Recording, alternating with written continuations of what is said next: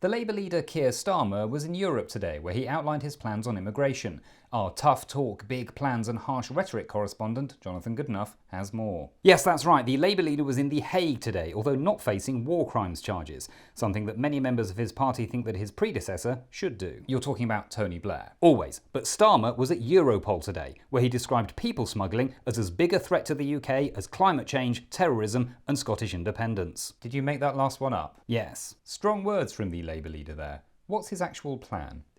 Something about a better relationship with the EU. How would you describe the current government's relationship with the EU? Have you seen the TV show The Nightmare Neighbour Next Door? No, but I hate the title. Not as much as this government hates the EU. So what would Starmer's better relationship involve? Intelligence sharing, scrapping the Rwanda deal, and getting back to some sort of EU-wide returns scheme. And might that include the UK taking in a number of refugees from Europe? In theory, yes. What's been the government's response? In essence, they've accused Starmer of being a big softie who, if he loves refugees so much, should probably marry one.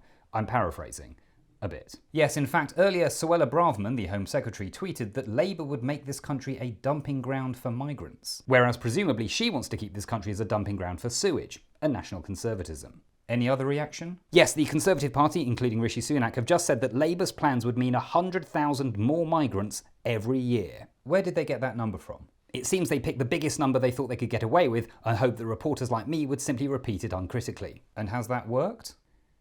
Yes.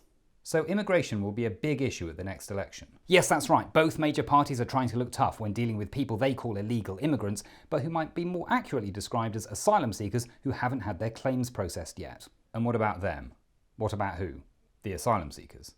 We've got footage of some arriving on a small boat. And what did they say? Oh, I didn't take the footage. I think it came from Nigel Farage. Have you spoken to any actual asylum seekers for this report? No, but I did think about them for a bit, and that made me sad. Thank you, Jonathan. Next up, as Rishi Sunak blames industrial action for record NHS waiting lists, we ask, when was the last time you tried to use an excuse that actually made you look worse?